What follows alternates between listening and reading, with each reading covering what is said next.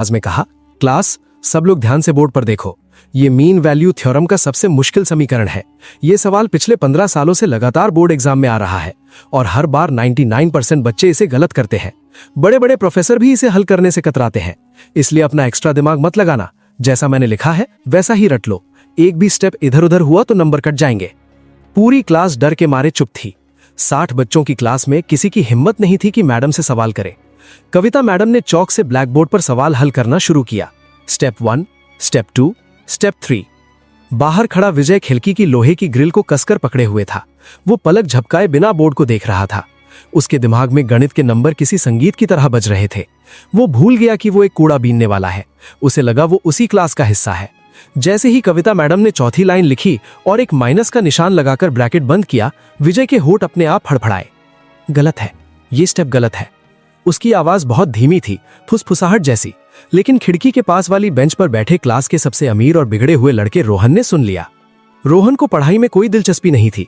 उसका ध्यान वैसे भी बाहर ही था। उसने जैसे ही विजय को देखा, उसके चेहरे पर एक शरारती मुस्कान आ गई।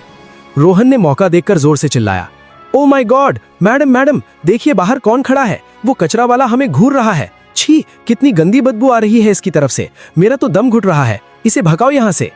दोस्तों, कहानी में आगे क्या हुआ ये जानने से पहले अगर आप ऐसी ही दिल को छू लेने वाली कहानियां सुनना पसंद करते हैं तो अभी हमारे चैनल को सब्सक्राइब कर लें ताकि कोई भी नई कहानी आपसे मिस ना हो। रोहन की आवाज सुनकर पूरी क्लास का ध्यान खिड़की पर गया। बच्चे विजय को देखकर हंसने लगे। अरे, ये तो वही है जो नाली साफ करता है, कोई बोला। कविता मैडम का लिखना रुक गया। चौक की खट आवाज बंद हो गई। उनका गुस्सा 7वें आसमान पर पहुंच गया। पढ़ाई के बीच में रुकावट उन्हें बर्दाश्त नहीं थी। वो तेज कदमों से खिड़की के पास आईं और उसे जोर से खोला। कविता मैडम में विजय को घूरते हुए दहाड़ लगाई। ए लड़के, तेरी हिम्मत कैसे हुई यहाँ खड़े होने की? ये रॉयल हेरिटेज स्कूल है, कोई रेलवे स्टेशन नहीं। चल भाग यहाँ से। तुझे शर्म नहीं आती अमीर बच्चों को घूरते हुए?